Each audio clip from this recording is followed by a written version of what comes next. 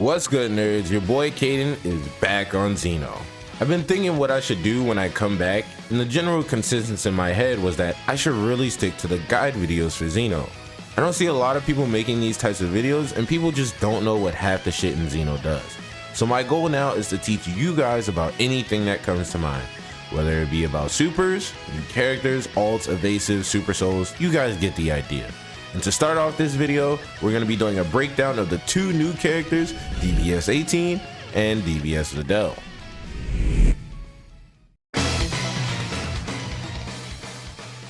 Let's start with the character that made blonde hair and blue eyes everyone's type at 8 years old, DBS 18. First look we get of her is a basic attack combo string into a grab, which honestly looks pretty solid. Having the ability to go from combo into a grab is a really good mix-up and good for damage. I don't know if the grab is part of her string, similar to how Broly's is, or if that's just how fast her grab is. If it's the latter, 18 is going to have some crazy grab spam potential. I do wonder what's her recovery going to be like trying this. Assuming it's like every other grab's recovery, you're going to get punished if people see it coming. One thing that's noticeable is that when Videl got grabbed, she was in an off-balance state. For those that don't understand, there are two states that each character goes through throughout the entirety of a match. There's the stand state and the off-balance state. The stand state is the stance that you're in when you get hit majority of the time.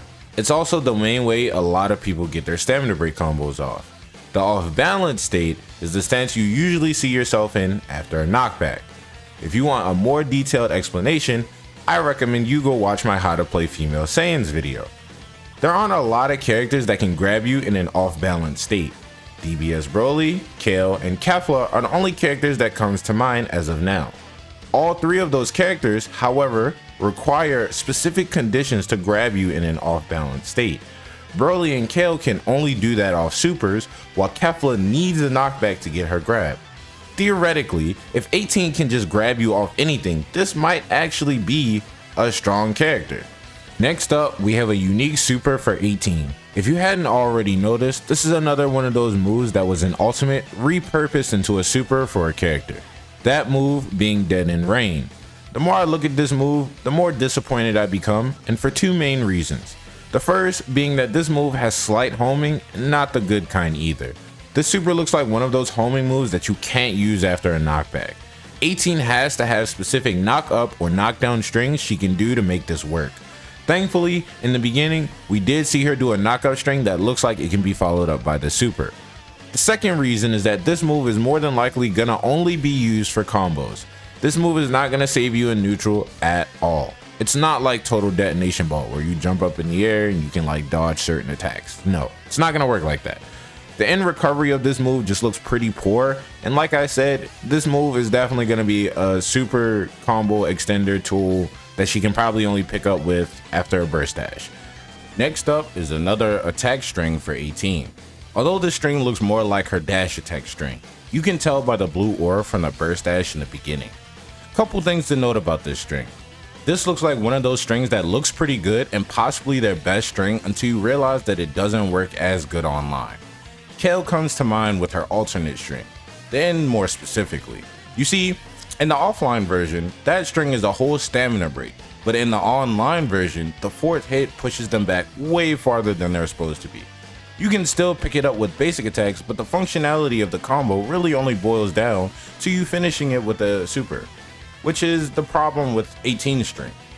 Her finish is an animation, and a long one at that, and I don't think I need to tell you why that's bad. Now, let's look at the positives, and honestly, this string may be her best in slot, assuming a few things. The first being, can she dance cancel any of the first three inputs? If so, this will open up a whole realm for this character.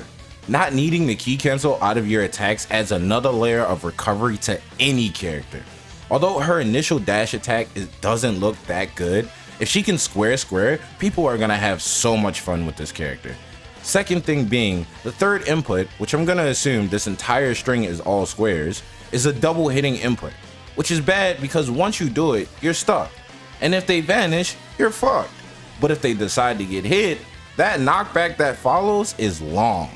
That's the type of knockback that allows for a lot of shit, especially at the top of the map. you're gonna be floating for days. So not only does this combo have mad recovery potential, it also has great unvanishable combo potential. Let's really hope that this string has proper functionality online. Next up is another attack string into her signature move, Deadly Dance. Nothing too special about her Deadly Dance, which is surprising to me considering that whenever a newer version of a character comes out, they tend to tweak their supers or ultimates just a tiny bit. For instance, Adult Gohan and DBS Gohan share Burst Rush. However, they made DBS Gohan's Burst Rush stagger you on counter hit. So not showing off a uniquely deadly dance is a little disappointing. Now for the actual string itself.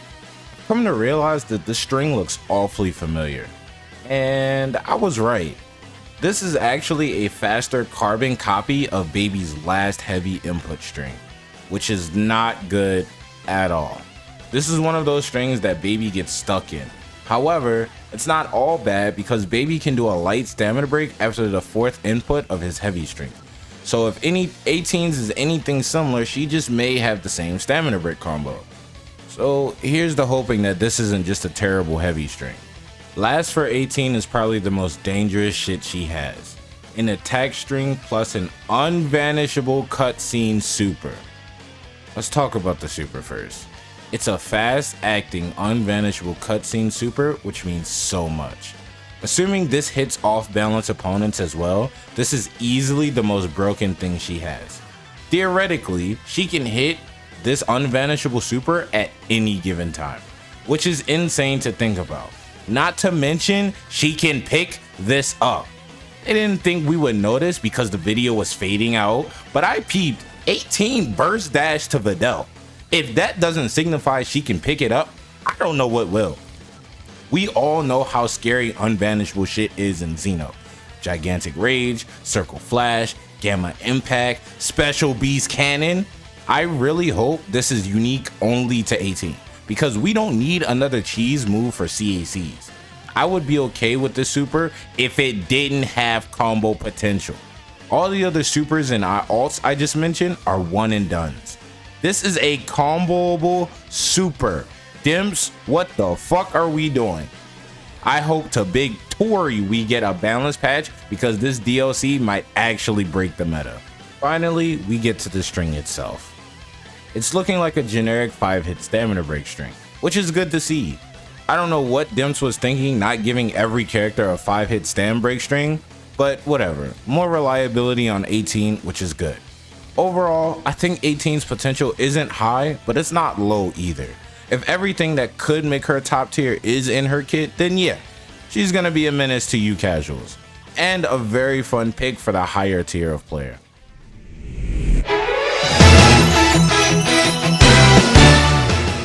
Next up is the character we all wish still had long hair, DBS Videl. First look we get of her is a unique super. This looks like a fast acting combo ender type super. You could argue it's an extender with the way the final hit knockback, but I think the recovery time for the final hit is way too long. You would either have to be fast enough to pick it up with basic attacks or have a fast acting super that can catch it. Either way, this move doesn't seem too bad. The fast activation at the start is definitely going to catch people off guard. This is also seems like it's going to clip people too. You hear that poor connection players? Don't use this move.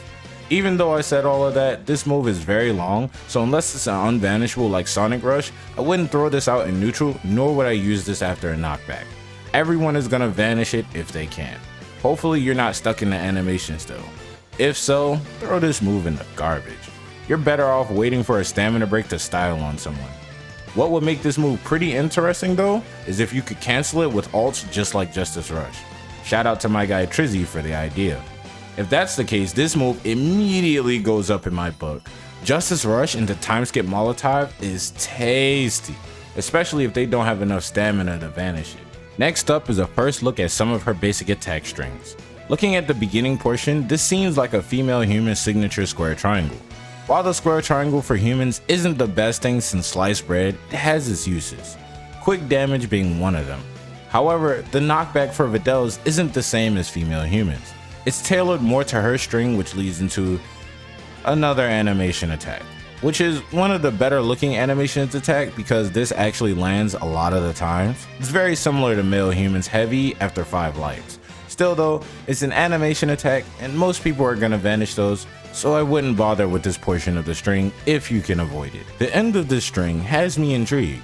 After the Duke animation, you see her do a knockdown attack into another knockdown, which looks like a hard knockdown. This could potentially be something good. This also looks like another double hitting input, which I'm not a fan of because again, if they vanish, you get stuck. But the hard knockdown is nice to have. Good for follow-ups and forcing out stamina. If you can somehow bypass the annoying animation attack and just go into the hard knockdown, she can have some really good strings. Now for what I think is easily gonna be the most broken super in this DLC. This is a unique, slow-moving super attack that looks like Chun-Li's Kikoken. For those that don't understand why this is gonna be a broken move, allow me to break it down for you. We all know Ginyu and his super Milky Cannon, right? To this day, Milky Cannon is still a used move for multiple reasons. It does big damage, it's good after knockbacks, sometimes unvanishable, keep that in mind, and it can be altered from fast to slow. We've all run into the occasional player who just throws out Milky Cannon and sits around it waiting for you to run into it. Or better yet, the guy who mashes Milky Cannon with every single chance he gets. And best believe, he is trading with you every single time. Now the purpose of Milky Cannon is just to hurt you, nothing more and nothing less. 2 big hits, you're done. Now imagine it did less damage, but it was a multi-hitting attack. I'll give you a few seconds to think about it.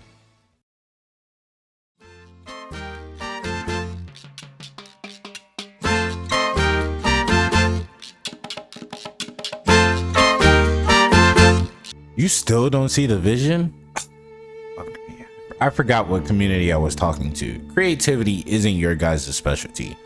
Imagine you trade Videl's new super move with Milky Cannon.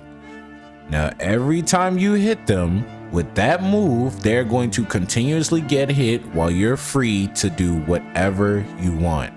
You want to grab them? Free. Unvanishable super? Free. Unvanishable alt? Free. Do you see the problem now? Imagine you fight some dude with the wonkiest of connections and you're trading with this move constantly. While you're still getting hit, that motherfucker is making tea and crumpets. What do you think they can do after? Trick question. The answer is everything. Because this is a slow multi-hitting move that has potential to go into everything. This is arguably worse than KBC. At least if you block KBC, you can retaliate. But with Videl's super, if that thing hits you while you're blocking, you better guard banish or evasive because you are getting mixed otherwise. Dims looked at fighters and was like, me. I promise you guys, this move is going to be toxic. The builds that will be possible are going to break CACs. I'm gonna put this into perspective for you guys one more time. Imagine a male earthquake hitting you with square triangle into KBC. Normal shit, right? Now imagine Videl's super right after into special beast cannon. That whole entire combo is unvanishable. Once the square triangle hits, you need to evasive or you die. Next on the list is another basic attack string. At this point, nothing is beating the previous breakdown on her super, but it doesn't hurt to give you guys who are still watching some insight. So if you did make it this far in the video, please consider dropping a like and subscribing. I'll be making more breakdown videos in the future, just stay tuned. Now for this massive hitbox looking string. Off the rip, I can tell this is gonna clip a lot of people. I can already hear the, I got hit? What the fuck? To make matters worse, the first 2 inputs look like they lead into a light stamina break, which assuming this is the heavy string, theoretically, Videl can dash attack heavy 2-piece your shit from so far away and then just stamina break you, which is pretty solid for a character, I'm not gonna lie. Quick acting stamina break plus amazing reach, sounding pretty viable to me. If you decide to finish the string, however, Videl has this animation at the end. She claps her hands and glows a blue dim light. This is a pose buff similar to Ribrianne. The blue indicates she gets a speed buff. Videl getting a speed buff after a 3-hit string is honestly a little strong. Most people won't think much about it, but considering everything we just went over, everything else becomes heightened just because she is faster. We don't even know what her Super Soul or her stats look like. Assuming it's anything like DBS Videl, she's going to be hitting big basic attack damage and big strike damage. With her being faster, she's touching you often. Lastly, we see a basic attack string into another super. Starting with the basic attack string, it's looking like some more square triangle action. I don't know why they decided to show off a charged heavy input, but this is implying one or two things. The first being that her basic attacks have enough stun time to get a fully charged heavy, or the second being that her heavy input has a faster charge time. Either way, that's pretty damn cool. I can only imagine the cool tech players could come up with after seeing this. Maybe I'm just reading into things and this is just a casual dev doing things for the video. Now for the super. It just looks like a reskinned Android kick. Now the only reason I'm okay with this is that after any knockback, this is a guaranteed hit. I'm only making assumptions here, but right after the knockback, the super kind of predicts where the opponent is flying to. This could potentially be a good ender. I say ender because at the end of the animation, Videl does this unnecessary backflip.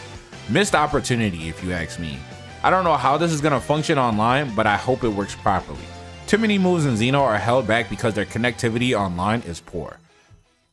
At first, I thought these characters were going to be mid-tier at best, while their supers were going to be utilized to some degree. I genuinely thought this was one of those play these characters for 2 weeks to get views and then never pick them up again. But after doing this breakdown, these actually might be viable characters. For those that don't know, DBS Videl is actually a good character if you play her more defensively. DBS 18, however, isn't that good defensively or offensively. If you ever see someone make her look good, it's not because of her. The player is just good at the game. There's a big difference between a good character and a good player. That's all for the vid though. Give me some feedback on how I did and anything I can improve on. I kinda rushed on getting this out. With all that being said, I'll see you nerds in the next breakdown.